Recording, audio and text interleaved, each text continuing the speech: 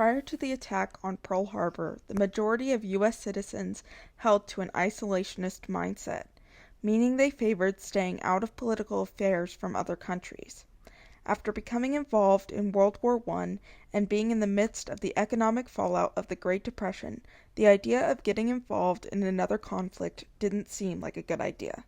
Even as the years of the war progressed, this viewpoint didn't change until the United States' hand was forced. Despite being considered heroes, anti-Semitism wasn't only a problem in the Nazi-controlled countries. Research concerning the public opinion of Jewish people in the 1930s found that 35 to 40% of Americans were willing to accept anti-Jewish campaigns, and half the population of the U.S.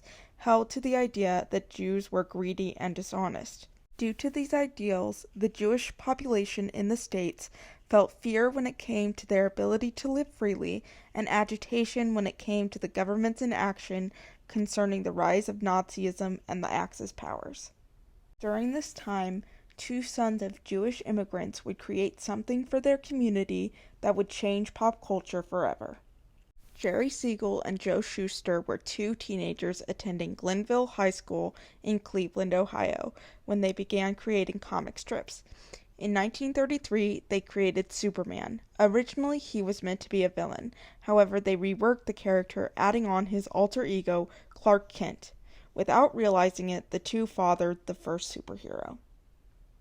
For the next 5 years, the duo would be trying to get a publisher to pick up the story, and eventually DC Comics would answer the call.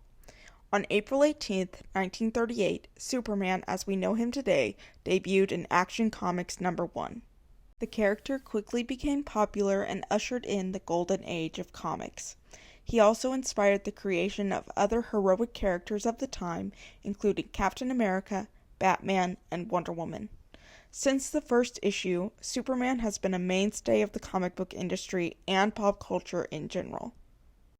Coming from the planet Krypton, landing in Smallville, Kansas, and having a multitude of powers, it's easy to think that Superman is boring or should act like the god he is.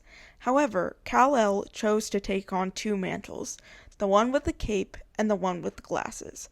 While Superman can put out fires and keep bridges from crumbling, Clark Kent protects people as a journalist, upholding the ideas of truth, justice, kindness, and hope. These fundamental pieces of his character are what has made Superman adaptable to any form of media. For the past 85 years, the Man of Steel has been brought from comics to radio to television and to theaters. It was on the radio where his catchphrase, "Truth, Justice, and the American Way," was coined in the 1940s. However, in another example of adaptation, in 2021, this catchphrase changed to "Truth, Justice, and a Better Tomorrow" to better reflect his ideals for the modern age. Some versions of Superman have been more faithful to his character than others, but one thing remains clear.